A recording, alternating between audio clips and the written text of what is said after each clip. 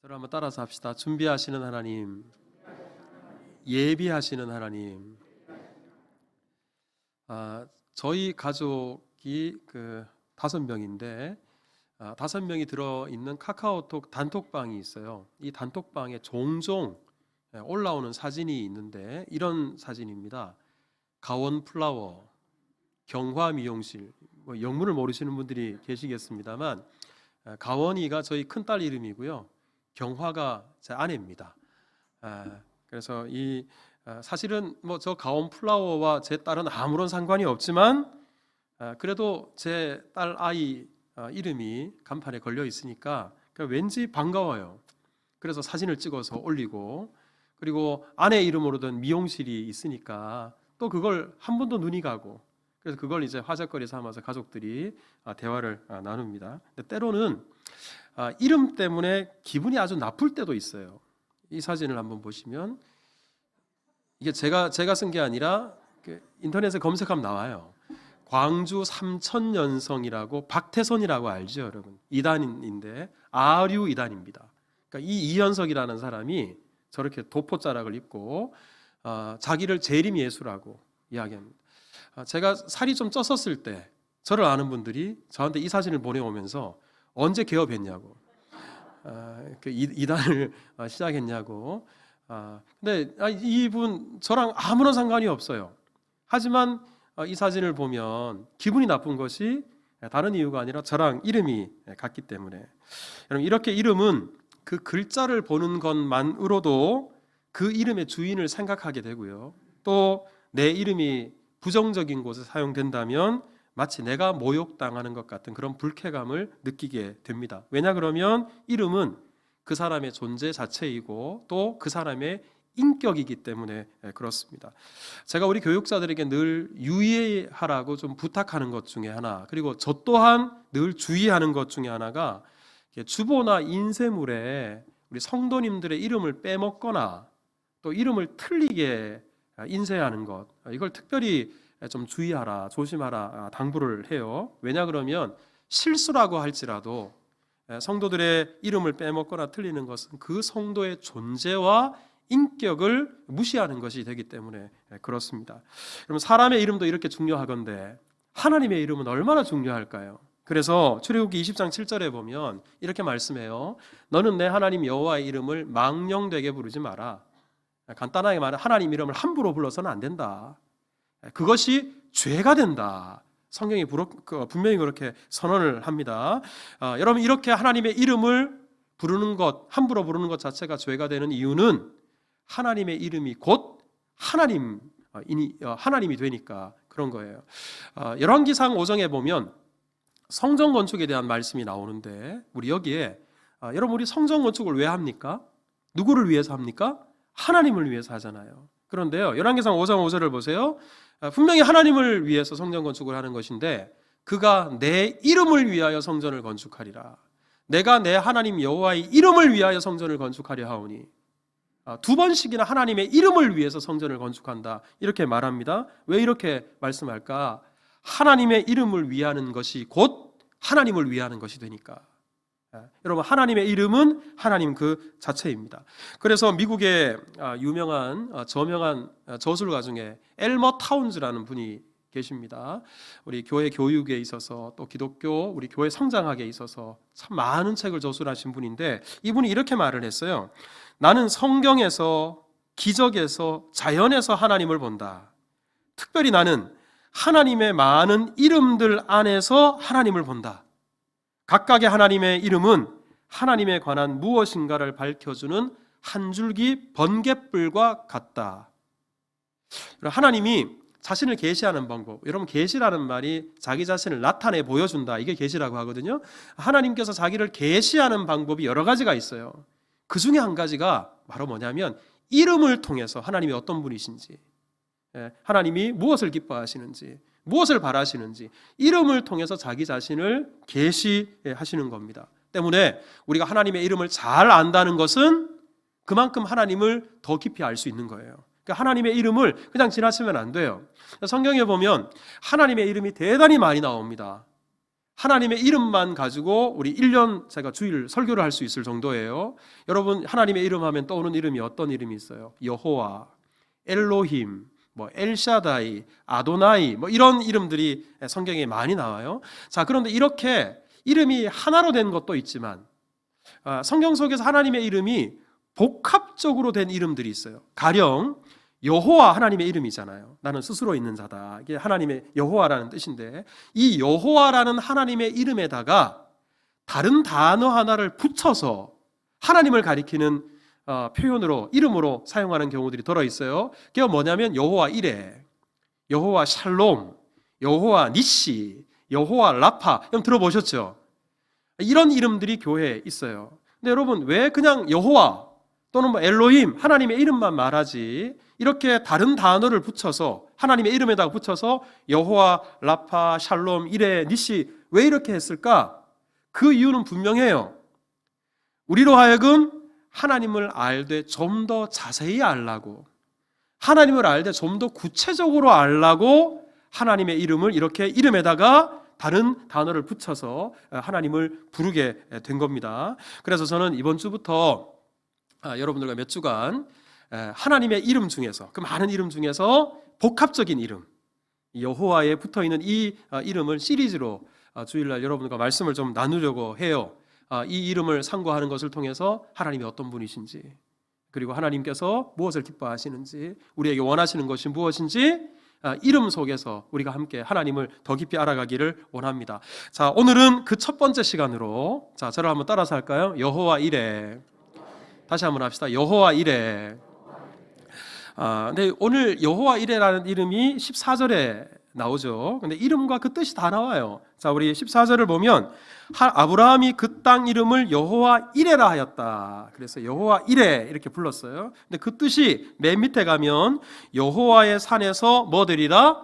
준비되리라. 그러니까 이레라는 말이 준비한다, 예비한다 그럽니다. 그래서 오늘 설교 제목을 여호와 이레인데 다시 한번 따라서 해보세요. 준비하시는 하나님, 예비하시는 하나님.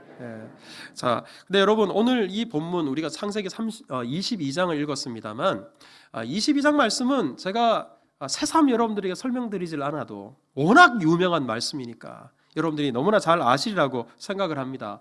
어느 날 하나님께서 아브라함에게 나타나셔서 아브라함에게 명령을 하시죠. 너 100살에 낳은 아들, 네 사랑하는 독자 이삭을 저기 모리아산에 가서 번제로 나에게 바쳐라.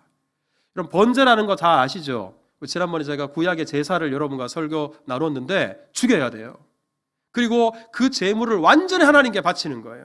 이게 번제입니다. 그러니까 그 하나밖에 없는 아들을 죽이라는 거예요.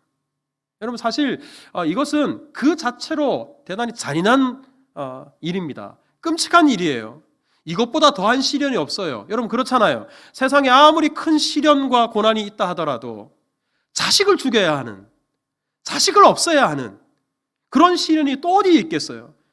이것보다 더 견디기 어려운 시련은 없을 거예요. 자, 그런데 이런 시련에 맞닥뜨려져서 정말 그야말로 절망, 낙심 가운데 있을 때 놀라운 일이 일어났습니다. 하나님께서 이삭 대신에, 아들 대신에 양을 한 마리 미리 준비해 놓으신 거예요. 원래는 아들을 죽여서 하나님께 제사를 드려야 되는데 하나님이 미리 준비해 놓으신 양을 하나님께 드리면 되는 거예요. 그러면 아들이 어떻게 해요? 살 수 있어요. 이제 끝이 아니라 그 사랑스러운 아들, 눈에 넣어도 아프지 않을 것 같은 그 아들과 앞으로도 계속 함께 살아갈 수 있게 된 것입니다. 여러분 이것 자체로만 해도 엄청난 은혜고 기쁨이죠. 근데 거기에 더해서 자, 오늘 보면 17절을 보면 자, 같이 한번 읽어볼까요? 시작. 내가 내게 큰 복을 주고 내 씨가 크게 번성하여 하늘의 별과 같고 바닷가의 모래와 같게 하리니 내 씨가 그 대적의 성문을 차지하리라. 자식이 죽을 뻔했는데 그 자식이 죽지 않고 함께 살 수 있는 것만 해도 기쁘잖아요. 근데 그 자식을 통해서, 이 이삭을 통해서 하늘의 별보다도 많은 자손을, 바다의 모래알보다도 많은 자손을 하나님께서 주시겠다. 약속을 하셨어요. 여러분 이 얼마나 놀라운 은총인가.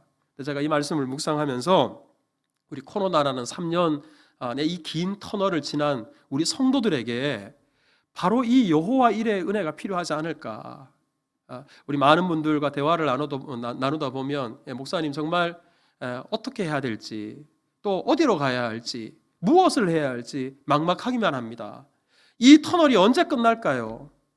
언제 이 부분이 좀 회복될까요? 좋아질까요? 다양한 상황 속에서 하소연을 하고, 그리고 정말 무너져 내리는 가슴들 성토하시는 분들이 우리 주변에, 우리 성도들 중에도 많이 있습니다. 우리 이런 성도들에게 에베네셀의 하나님의 은혜가 임한다면 얼마나 귀할까. 막다른 길에서 새로운 길을 예비하시는 하나님, 절망의 순간에 피할 길을 내시고 우리에게 가장 최선의 것을 준비하시는 하나님, 그 하나님을 만날 수 있다면 얼마나 귀할까요? 그런 은혜가 여러분 가운데 있기를 주님의 이름으로 축복합니다. 자, 그러면 먼저 우리 오늘 본문의 아브라함이 이 예비하시는 하나님을 만났어요. 여호와 이레의 하나님을 만났어요. 어떻게 여호와 이레의 은혜를 경험하게 되었을까? 거기에 몇 가지 이유가 있어요. 자, 우리 먼저는 저를 한번 따라서 합니다. 순종하는 자에게 이레가 되십니다. 자, 하나님은 순종하는 자에게 여호와 이레의 은혜를 주시는 분이십니다. 여러분, 창세기 22장은 하나님께서 아브라함을 시험하시는 시험장입니다. 근데 이 테스트의 핵심이 뭐냐면 아브라함에게 순종의 믿음이 있는가 없는가, 순종의 여부를 하나님께서 알아보기를 원하셨어요. 그래서 2절을 보면 하나님 말씀하십니다. 여호와께서 이르시되 내 아들, 내 사랑하는 독자 이삭을 데리고, 아니 그냥 네 아들 이래도 될 텐데 굳이 네 아들, 네 사랑하는 독자 콕 찍어서 아브라함의 아픈 데를 찔러가면서 그 아들을 내게 바쳐라. 저기 모리아 땅으로 가서 그를 번제로 바쳐라. 즉 이삭을 죽여서 나에게 바쳐라. 그렇게 하나님께서 말씀하신 겁니다. 자, 그런데요, 여기서 우리가 왜 하나님께서는 굳이 모리아까지 가라고 하셨을까? 우리 아브라함은 사실 가는 곳마다 제단을 쌓았던 사람이에요. 그러니 분명 지금 아브라함이 살고 있는 그 지역에 하나님을 제사했던 제단이 있을 거예요. 그런데 왜 굳이 하나님이 모리아까지 가서 거기에서 제사를 드리라고 했을까? 그 이유 중에 하나가 바로 순종입니다. 여러분, 이 모리아라는 이 장소도 중요하지만 모리아까지 가는 거리가 의미가 있어요. 여러분, 우리 이때 당시에 아브라함이 어디에 살았냐면 부엘세바라는 지역에서 살았어요. 창세기 21장 33절, 오늘 본문 바로 앞부분을 보면 아브라함은 부엘세바에 에셀나무를 심고 거기서 살았다 그랬어요. 자, 이 부엘세바에서 지금 하나님이 이삭을 번제로 드리라고 명령하신 모리아는 바로 예루살렘 지역입니다. 지도를 한번 보시면 밑에 빨간색 동그라미가 부엘세바예요. 파란색 동그라미 화살표를 따라 올라가면 거기에 예루살렘이 있어요. 이 거리가 80km나 돼요. 요즘이야 80km 자동차 운전하면 금방 가잖아요.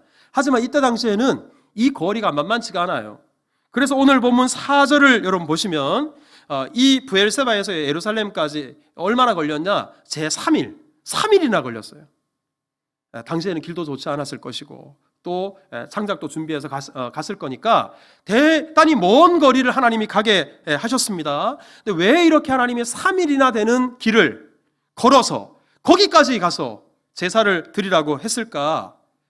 여러분, 만약에 우리가 순종이라고 할 때 이 순종은 즉흥적인 순종이 있고요, 또 충동적으로 순종을 할 때가 있어요. 그렇잖아요. 무슨 부흥회 참석했다가, 아니 선교 집회 갔다가 갑자기 저 선교사 될래요, 아니면 저 뭐 할래요, 막 갑자기 충동적으로 순종하겠다고 하나님께 약속을 덜컥 하는 경우들이 더러 있어요. 아브라함도 그랬을 수 있어요.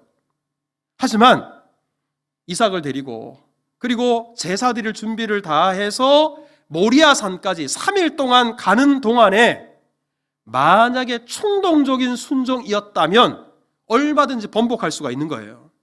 여러분, 3일 동안 하나님의 명령을 기억하면서 모리아 산까지 갔던 이 아브라함의 마음을 한번 여러분 상상해 보십시오.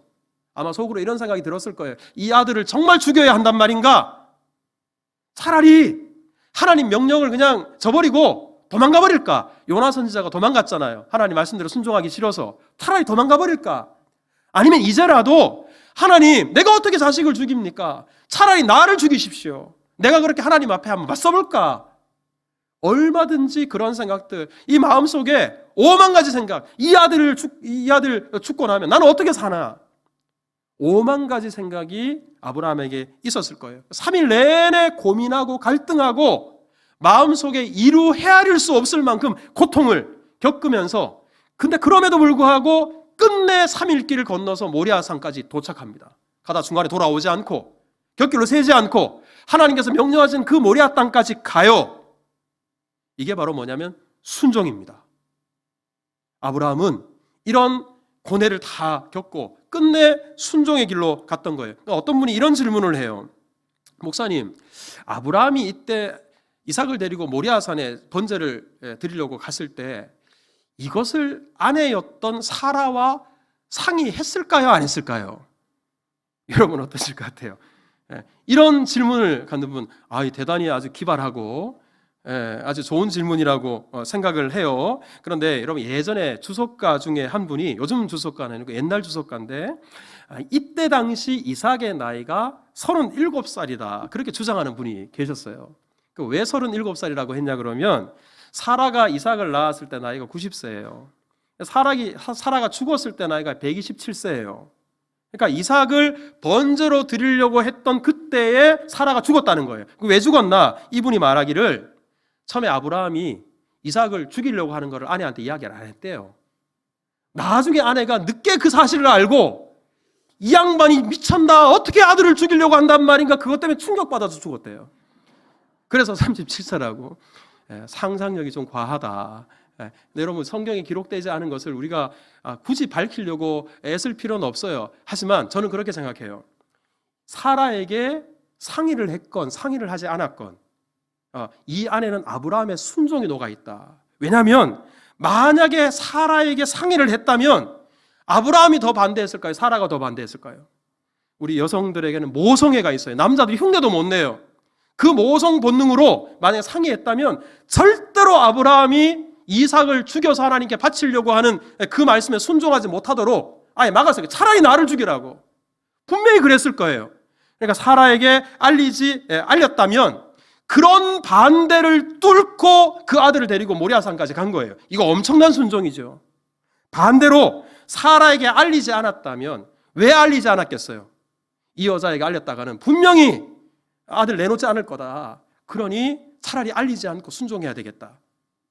알렸건 알리지 않았건 둘 다 아브라함이 순종을 했다는 것, 여기에는 변함이 없는 거예요. 사라뿐만 아닙니다. 오늘 보면 5절에 보면 아브라함이 모리아 땅에 가서 모리아 산에 올라갈 때 산 아래에다가 함께 갔던 종 2명은 내려다 놔요. 너는 여기 있어라. 그리고 이삭과 아브라함 둘만 올라갑니다. 왜 그랬을까? 몇 가지 이유가 있겠죠. 그 중에 하나도 뭐냐면 이때 당시 아브라함 나이가 많았어요. 만약에 종들이 따라 올라갔다면 그 아브라함이 칼을 들고 갑자기 100세에 낳은 아들, 그 아들을 죽이려고 했을 때 종들이 어떻게 생각했겠어요? 옛날 말로 우리 주인이 아마 노망났나 보다. 분명히 아브라함을 이삭을 죽이지 못하도록 아브라함을 막아섰을 거예요. 순종하지 못하도록 방해했을 거예요. 이 모든 것들도 순종과 연관이 있는 겁니다. 그리고 산에 올라가서 아브라함은 실제로 칼을 빼들고 신용만 한 것이 아니라 이삭을 정말 죽이려고 했어요. 자, 그럼 10절을 한번 보십시오. 손을 내밀어 칼을 잡고 그 아들을 잡으려고 하니 얼마나 다급했던지 그 다음 절에 하나님께서 하늘에서 아브라함아 아브라함아 한 번도 아니고 거듭해서 아브라함을 제재하셨어요. 죽이지 못하도록, 정말 죽이지 못하도록 하나님께서 막으셨어요. 아브라함의 순종을 엿볼 수가 있는 겁니다. 하나님께서 바로 이 아브라함의 순종을 보셨어요. 그래서 하나님께서 여호와 이레의 은총을 말씀하실 때, 그 복을 선언하실 때 어떻게 이 부분을 말씀하셨나? 자, 18절을 한번 보십시오. 하나님께서 이렇게 말씀하십니다. 내 씨로 말미암아 천하 만민이 복을 받을 것이다. 그 이유는 네가 나의 말을 뭐 하였음이라? 준행하였음이라. 여러분, 준행하는 게 뭐예요? 순종하는 거예요. 네가 순종했기 때문에. 여러분, 아브라함의 순종을 하나님께서 보셔서 그 순종하는 자에게 하나님께서 예비하신 은혜를 허락하셨습니다. 여호와 일의 은총을 허락하셨습니다. 여러분, 순종이 이 엄청난 축복을 아브라함에게 가져다 준 겁니다. 순종의 믿음 우리 가운데 주시기를 주님의 이름으로 축복합니다. 두 번째, 자, 저를 한번 따라서 합시다. 준비하는 자에게 준비가 되십니다. 여러분, 이게 무슨 말인가? 아마 의아스러울 텐데요. 하나님께서 이제 아브라함에게 명령을 하셨어요. 독자 이삭을 바쳐라. 근데 사실 아브라함이 이 명령에 순종했는지 안 했는지는 10절까지 안 읽어봐도 돼요. 3절만 읽어봐도 그 순종의 여부를 알 수 있어요. 여러분 3절을 한번 보십시오. 하나님의 말씀이 떨어지자마자 아브라함이 어떤 반응을 보였나? 아브라함이 아침에 일찍이 일어났어요. 아침에 왜 일찍 일어났을까요? 순종하려고. 이 순종을 위해서는 준비해야 되잖아요. 하나님 말씀에 순종하기 위한 준비를 위해서 아침 일찍 일어납니다. 그런 다음에 나귀에 안장을 지어요. 먼 거리를 가야 되니까, 3일길을 가야 되니까. 그리고 번제에 쓸 나무를 다 쪼갭니다. 그리고는 이삭과 그리고 두 종과 함께, 이들에게도 갑자기 가자 그러진 않았을 거예요. 미리 가자고 언지를 줬을 거예요. 이 모두가 다 준비해요. 아침 일찍 일어나 하나님 말씀에 순종하기 위한 준비를 했습니다. 네, 흥미로운 점은 우리 학자들 중에 우리 오늘 본문의 모리아 땅을 예루살렘이 아니라 다른 장소일 거다라고 주장하는 사람들이 있어요. 근데 왜 그분들이 그렇게 생각하냐 그러면 이때 당시에 예루살렘에 초목이 대단히 무성했대요. 그것은 그냥 상상이 아니라 실제로 이때 당시에 예루살렘에는 나무가 대단히 많았어요. 아니 그러면 굳이 부엘세바에서부터 장작을 가져갈 게 아니라 예루살렘에 가서 거기 있는 나무를 베서 장작으로 쓰면 될 텐데 굳이 부엘세바에서부터 장작을 준비해서 그까지 간 걸 보면 수목이 울창했던 예루살렘이 아니라 아마 민둥산 같은 곳, 나무가 별로 없는 그런 지역이 아니었을까? 어떤 학자들은 그렇게 상상을 해요. 하지만 예루살렘에 나무가 없다는 이유만으로 모리아가 예루살렘이 될 수 없다, 이렇게 말하는 것은 설득력이 없어요. 왜냐 그러면 지금 아브라함이 예루살렘에 뭐 하러 가느냐? 예배 드리러 갑니다. 근데 여러분 예배에 있어서 정말 중요한 게 뭔지 아세요? 예배는 하나님께 뭘 드리냐 하는 것보다 더 중요한 것이 어떻게 예배를 준비하느냐. 이거 대단히 중요한 부분입니다. 아브라함에게는 지금 예루살렘에 가면 장작이 있나 없나 이것과는 상관없이 하나님을 예배하는 예배에 필요한 모든 준비를 이미 집에서 출발할 때 다 했어요. 이렇게 준비된 예배, 준비된 헌신, 하나님께서는 그것을 통해서 영광 받으시고 기뻐하신다는 거예요.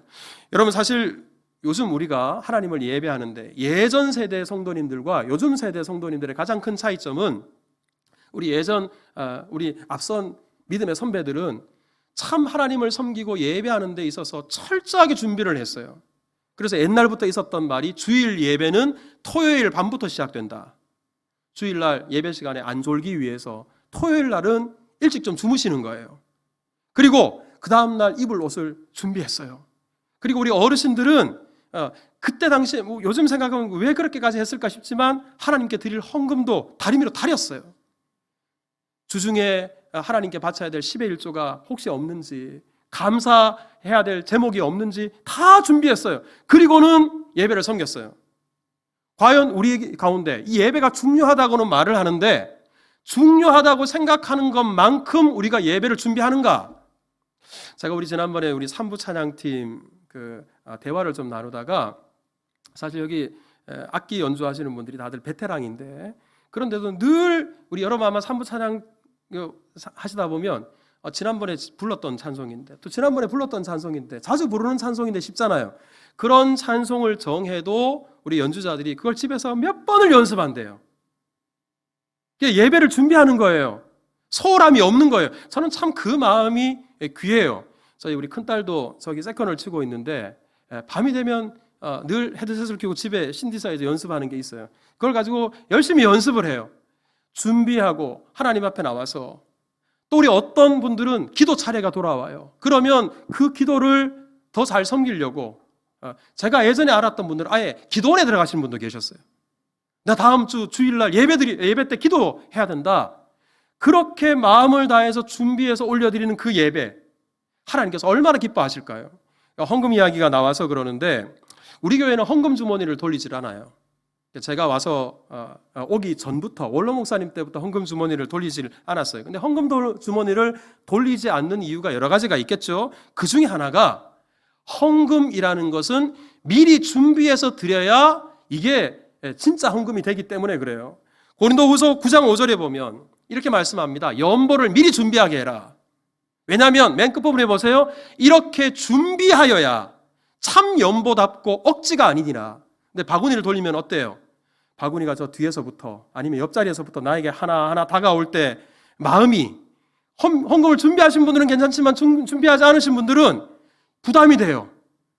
다른 사람들이 이목이 걱정이 돼요. 그래서 헌금을 드리는데 전혀 준비 없이 마지못해서 억지로 드리게 돼요. 물론 그것도 영 의미 없다고 말할 수는 없겠지만 예배 드릴 때는 그런 부담 없이 편안한 마음으로 하나님 앞에 예배하고, 그리고 그 예배를 드리기 전에 그렇게 미리 준비한 헌금을 드릴 때 그것이 더욱 헌금답고 하나님께서 기뻐 받으시는 예물이 되기 때문에 저는 앞으로도 헌금 주머니를 돌리지 않을 거예요. 헌금 주머니를 실제로 돌리면 헌금이 좀 더 많이 거친대요. 그럼에도 불구하고 그렇게 하지 않을 거예요. 미리 준비하는 게 예배 요소 중에 그만큼 중요하기 때문에 그렇습니다. 여러분, 이렇게 하나님을 향해 최선을 다해 준비하니까 하나님께서도 아브라함을 위해서 최선을 다해 준비하십니다. 여러분 13절을 보세요. 아브라함이 눈을 들어 살펴본 즉 한 순양이 뒤에 있는데 뿔이 수풀에 걸려 있는지라. 하나님께서 이삭 대신 최고의 예물을 하나님께서 준비해 주셨어요. 우리가 예배하러 올 때 많은 분들이 이렇게 기도해요. 하나님, 오늘도 예비하신 은혜를 이 예배 시간 가운데 주옵소서. 예비하신 은혜를 우리에게 허락해 주옵소서 기도를 해요. 우리는 하나님으로부터 준비된 은혜, 예비하신 은혜를 기대하면서 정작 우리는 아무런 준비가 없어요. 자, 다시 따라합시다. 준비하는 자에게 예비하신 은혜를 주십니다. 바로 준비하는 자에게 여호와 이레의 은혜가 있는 겁니다. 이런 은혜가 있기를 주님의 이름으로 축복합니다. 세 번째, 자, 저를 한번 따라서 합시다. 이레하는 자에게 이레하십니다. 이건 또 뭔 말인가 싶으실 거예요. 우리가 오늘 본문 14절에 보면 아브라함이 그 땅 이름을 여호와 이레 그랬어요. 하나님이 준비하신 하나님 이렇게 불렀어요. 근데 흥미로운 것은 이 이레라는 단어와 비슷한 발음이 오늘 본문에 또 한 곳에 나와요. 바로 12절인데, 자, 그럼 12절 한번 볼까요? 이 12절에 하나님께서 이렇게 말씀하십니다. 네가 네 아들 내 독자라도 내게 아끼지 않고 나에게 주었거든 내가 이제야 네가 하나님을 뭐 하는 줄을 아노라? 경외하는 줄을 아노라 그랬어요. 경외. 여기서 이 경외라는 말 히브리어로 어떻게 쓰냐 그러면 한번 히브리어 띄워보시겠어요? 위에가 여호와 이레 할 때 이레예요. 밑에 경외할 때 이레예요. 이게 끝부분에 해라는 알파벳은 된 소리예요. 이레, 이레 이 차이예요. 그러니까 사실상 비슷한 발음. 그러니까 이것을 연결하면 하나님을 경외했던 아브라함, 이 믿음을 하나님께서 보시고 하나님의 이레로 갚아주셨다. 즉 이레하는 자에게 이레를 주셨다. 이 말이 돼요. 사실 성경에 보면 이렇게 소리나는 발음을 가지고 강력한 메시지를 하나님이 주시는 경우가 종종 있어요. 대표적으로 이사야 5장 7절에 보면 우리 구절로는 하나님께서 정의를 바라셨는데 포악을 일삼고 공의를 바라셨는데 오히려 부르짖게 만들었다. 우리말로는 별로 감흥이 없어요. 근데 히브리 원어로 이 부분을 읽으면 한번 들어보세요. 내가 미시파트를 바랐는데 미시파크를 행하고 츠다카를 바랐는데 츠아카를 행했다. 그럼 어때요? 뜻은 반대돼요. 소리는 비슷해요. 왜 굳이 이렇게 하나님이 말씀하셨고 이렇게 기록하셨을까요? 강력한 메시지를 던지시는 거예요. 우리 오늘 본문도 마찬가지입니다. 하나님을 이레하는 자에게 하나님께서는 이레의 축복을 허락해 주신다. 그러니 우리가 이 은혜를 받아 누리기 위해서 무엇보다 하나님을 경외하는 삶을 살아야 된다. 여러분, 여호와를 경외한다고 할 때 경외가 무슨 뜻일까요? 하나님을 두려워하는 거예요. 막연히 하나님을 향해서 겁에 질리고 두려워 떤다 이런 의미가 아니라 하나님을 경외한다는 것은 내 삶에 항상 최우선 순위에 하나님을 두는 거예요. 또한 하나님이 내 존재와 우리 가족과 나의 모든 것의 주인이 내가 아니라 하나님이시다. 이것을 인정하는 거예요. 그래서 삶의 모든 영역에서 하나님을 의식하고 하나님을 인정하고 살아가는 거예요. 여러분, 이게 바로 하나님을 경외하는 겁니다. 아브라함이 이 믿음이 있었기에 가장 우선순위에 하나님이 있었고 모든 것의 주인이 하나님이시고 자기를 그 갈대아 우르에서 가나안 땅까지 인도하신 분도 하나님이시며 100세에 낳은 그 금쪽 같은 아들 이삭을 주신 분도 하나님이시기에 내가 주인이 아니라 하나님이 주인이시다. 이 믿음의 고백이 있었기에 하나님 말씀에 순종해서 하나밖에 없는 아들이라도 하나님께 기꺼이 번제물로 내어놓을 수 있었던 거예요. 이렇게 하나님을 이해하는 자를 하나님께서는 여호와 이레의 축복으로 갚아 주십니다. 여러분, 이렇게 아브라함은 세 가지, 적어도 오늘 본문에서 하나님 말씀에 힘들었지만 순종했어요. 그리고 아브라함은 최선을 다해서 준비했어요. 그리고 하나님을 경외했어요. 이런 아브라함에게 하나님께서는 여호와 이레의 은총을 허락해 주셨습니다. 그런데 여러분, 아브라함은 이런 믿음이라도 있었는데 저와 여러분들은 이런 믿음도 없는데도 이미 여호와 이레의 엄청난 은혜를 누리고 있다는 사실을 아십니까? 여러분, 오늘 본문에 이 여호와 이레라고 했습니다만 여기에서 가장 핵심이 뭐냐면 13절에 있어요. 자, 여러분 13절을 한번 보십시오. 13절에 아브라함이 가서 끝부분에 순양을 가져다가 아들을 대신하여 번제로 드렸더라. 하나님께서 예비하신 것을 대신해서 원래는 이삭을 드려야 되는데, 원래는 이삭을 죽여야 되는데 하나님께서 예비하신 것을 가지고 대신 번제로 드렸어요. 그런데 여러분, 이 대신의 놀라운 은혜를 우리 하나님께서는 예수 그리스도를 통해서 우리에게 주셨어요. 원래 저와 여러분들이 우리의 허물과 죄로 말미암아 죽어야 돼요. 우리가 십자가에 달려야 돼요. 그런데 내가 달려야 될 십자가를 죄 없으신 하나님의 하나밖에 없는 독생자 예수님이 내 대신 십자가에 못 박혀 죽으셨어요. 오늘 본문에 나오는 순양이 되신 거예요. 어린 양으로 오셔서 여호와 이레, 여러분 모리아산, 이 모리아산이 다름이 아니라 역대하 3장 1절에 보면 솔로몬이 예루살렘에다 성전을 지었어요. 모리아산에다 지었어요. 하나님을 예배하고 늘 하나님께 제사함을 간구했던 그 성전이 바로 이 산에 지어졌습니다. 이 산 인근에서 골고다 언덕에서 예수님 우리 죄를 대신해서 십자가에 못 박혀 죽으셨어요. 그래서 히브리서 10장 5절에 보면 우리 예수님을 이렇게 말씀합니다. 주께서 세상에 임하실 때 이르시되 하나님이 제사와 예물을 원하지 아니하시고 오직 나를 위하여 한 몸을 뭐 하셨도다? 예배하셨도다. 우리를 위해서 한 몸을 여호와 이레 하셨다. 이 한 몸, 우리를 위해서 예배하신 분이 누구신가? 예수 그리스도예요. 하나님의 예배하심으로 말미암아 우리는 죄사함을 받고 하나님의 자녀가 되었으며 이렇게 하나님을 예배하는 예배자, 하나님의 백성이 될 수 있었다는 겁니다. 일한 것도 없고 경건치도 않고 아브라함과 같은 이런 믿음으로 내 자식을 하나님께 바친 것도 아닌데 이 놀라운 은혜를 여호와 이레의 은총을 우리에게 허락해 주셨어요. 그렇다면 아브라함은 이런 은혜를 받기 위해서 하나님 앞에 자식을 바쳤다면 우리는 이미 이 여호와 이레의 은혜를 받은 자가 되었으니 그러니 하나님 말씀에 더욱 순종하며 살아야 되지 않겠어요? 그리고 하나님을 섬기되 최선을 다해서 마음으로 준비해서 그렇게 하나님을 섬겨야 되지 않겠어요? 그리고 무엇보다 우리 삶 가운데 하나님을 경외하는 삶이 있어야 되지 않겠어요? 우리 예전에 우리 오래된 복음성가인데 주께서 내 길 예비하시네 라는 복음성가가 있어요. 주께서 내 길 예비하시네. 다 아시죠? 주께서 내 길 예비하시네. 그 다음 가사가 뭐냐면 이제 하루하루를 주를 위해 살리라. 주께서 내 길 예비하시네. 여호와 이레의 은혜를 우리가 이미 누린 자가 되었으니 지금 정말 그럼에도 불구하고 이 여호와 이레의 은혜가 계속해서 필요하잖아요.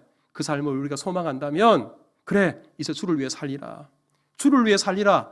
코로나 이후에 많은 이들이 하나님을 떠나고 예배를 떠나고 신앙을 저버린다 할지라도 나는 주를 위해 살리라. 이 여호와 이레의 은혜 가운데 거하리라. 이런 거룩한 결단이 여러분 가운데 있기를 바라고 답답한 현실 속에서 우리 막막한 현실 속에서 우리가 상상하지도 못하게 채워주시는 하나님의 이레의 은총이 심정 속에 여러분 가정 가운데 우리 모든 삶의 영역 가운데 충만하기를 주님의 이름으로 축복합니다.